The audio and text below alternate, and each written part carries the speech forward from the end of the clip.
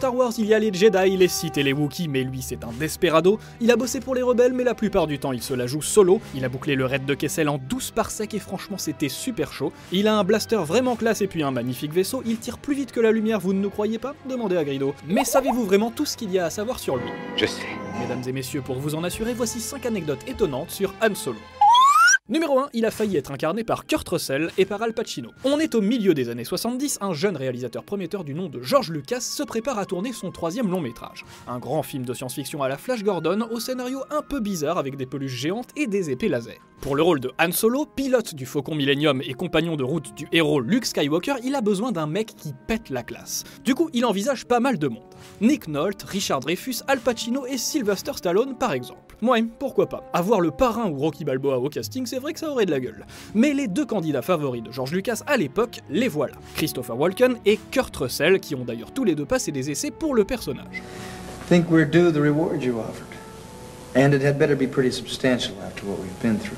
Pourtant, tout a changé le jour où ce mec-là a débarqué dans les studios. Un jeune charpentier du nom de Harrison Ford qui avait déjà bossé avec Lucas sur son film précédent American Graffiti. Sauf que le réalisateur ne souhaitait faire appel qu'à des nouveaux acteurs. Harrison n'était donc pas venu passer le casting, mais simplement installer une porte dans le bureau de Francis Ford Coppola. Pendant les travaux, Lucas décide de faire appel à lui comme un genre de faire-valoir pour donner la réplique aux autres acteurs pendant les séances de test. Juste pour dépanner, histoire de trouver mieux, en gros.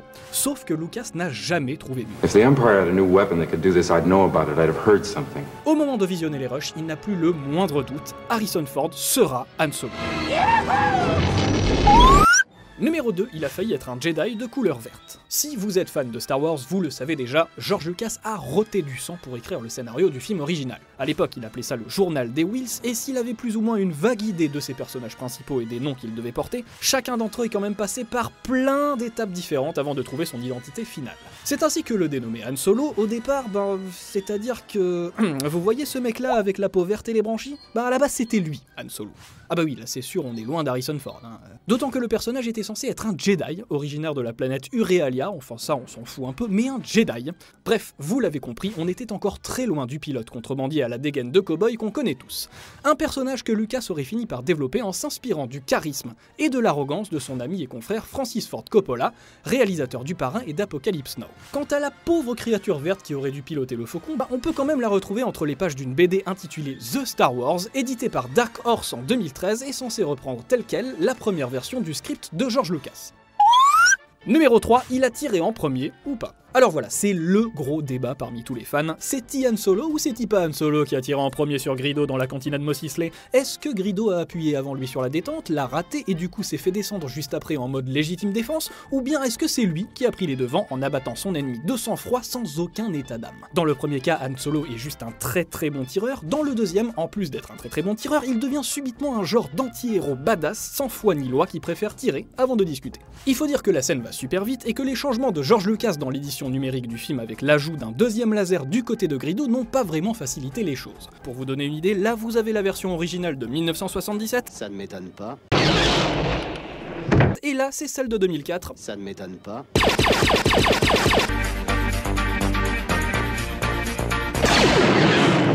On vous laisse trancher. Du coup, pour obtenir une réponse claire et définitive, les fans ont carrément posé la question aux principaux intéressés. Sur les forums de Reddit, Harrison Ford a répondu qu'il ne savait pas et qu'il s'en fichait, au moins ça c'est dit, et en interview pour le Huffington Post en décembre 2015, George Lucas a comparé son personnage au cow-boy de John Wayne, affirmant qu'il n'était donc pas un tueur de sang-froid. C'est ça la puissance intellectuelle. Voilà, ça aussi, c'est dit. Après, bon, si la réponse vous déçoit, rien ne vous empêche de ne prendre en compte que la version originale. Et puis au pire, vous pouvez toujours vous consoler avec ça.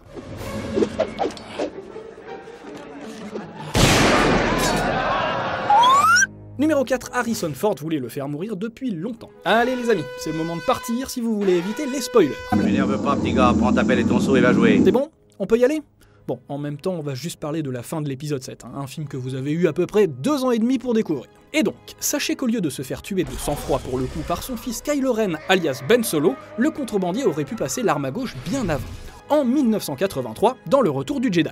En tout cas, c'était le souhait de son interprète Harrison Ford à l'époque. Avec le scénariste Lawrence Kasdan, il se disait que sacrifier Han Solo aurait apporté un peu de fond et de gravité à toute l'entreprise, et que c'était d'ailleurs la meilleure utilité qu'on puisse trouver au personnage. Sauf que George Lucas ne l'entendait pas de la même oreille. Et oui, en effet, les figurines du contrebandier étaient parmi celles qui se vendaient le mieux, et il n'était donc pas question de s'en séparer à l'écran sous peine de voir s'écrouler tout un petit marché. 30 ans plus tard, Harrison Ford a fini par réussir à tuer son célèbre personnage. Avec l'accord de Bob Iger, de Kathleen Kennedy et de J.J. Abrams, il lui a en effet offert une fin à sa mesure.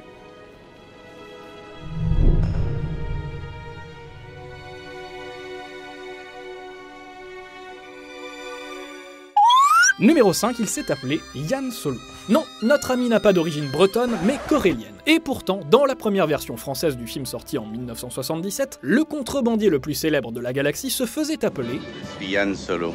C'est le regretté Francis Lax, également connu pour avoir doublé Hutch de Starsky et Hutch, Starsky, Mélan veilleuse. Gene Hackman dans Superman et tout plein de Muppets qui lui prêtaient sa voix. N'empêche qu'il n'est pas le seul personnage de Star Wars à avoir changé de nom. À l'époque, son fidèle acolyte Wookiee se faisait appeler... Le chic tabac, là, est le copilote d'un appareil qui pourrait nous convenir. Traduction littérale de Chewbacca qui est en fait l'abréviation de Chewing Tobacco, chiqué du tabac. Son petit surnom c'était donc Chico et pas Chewie. Allez Chico, on fait la gauche. Les droïdes C3PO et R2D2 s'appelaient 6PO et D2R2. 6PO. Tarkin, c'était... Seigneur Tarkin. Et le Faucon Millenium, c'était... Je suis le capitaine du Millennium Condor. Bref, des noms originaux qui ont pris un tout petit coup de vieux. Tout comme beaucoup de répliques du film original. Comment sommes-nous tombés dans ce pétrin? J'y perds mon latin. Je dois aller à Kotoché, on vient de livrer les pompes à l'azoconvecteur. Ça va, ne vous tracassez plus pour les zigotos de l'Empire. Je préfère une vraie bagarre à ce jeu de cache-cache à la noire. Luc est le meilleur pilote et le plus casse-cou de tout le territoire. Ce petit droïde et moi, on en a vu de drôle. Ouf, merci, Wes. T'as gagné le pompon vieux. Voilà, on vous a tout dit. Ah non, pardon, on a juste oublié de vous préciser que selon les premiers scripts de Lucas, Han Solo devait initialement apparaître dans La Revanche des Sith en orphelin de 10 ans sur la planète Kashyyyk, aux côtés de de Chewbacca, que son vaisseau le Faucon Millenium, lui, apparaissait bien dans l'épisode 3, à condition de regarder le film avec une loupe, que dans Les Derniers Jedi, une scène coupée montrait la réaction de Luke lorsqu'il apprend la mort de son ancien ami, et que toujours dans le même film, une bombe rebelle destinée aux cuirassés du Premier Ordre porte une inscription qui signifie Han says hi, Han vous salue. Quoi qu'il en soit, vous pouvez désormais imaginer ce que ça aurait donné si George Lucas avait vraiment fait de Solo un Jedi vert. Tu ne penses pas que la force existe? Petit gars, j'ai piloté cet appareil d'un coin de la galaxie à l'autre, j'ai vu des tas de choses étranges dans ma vie, mais j'ai encore rien vu qui me permette de croire qu'il y a un pouvoir capable de diriger l'univers tout entier. En tout cas, c'est pas une force mystique qui dirigera ma vie à moi.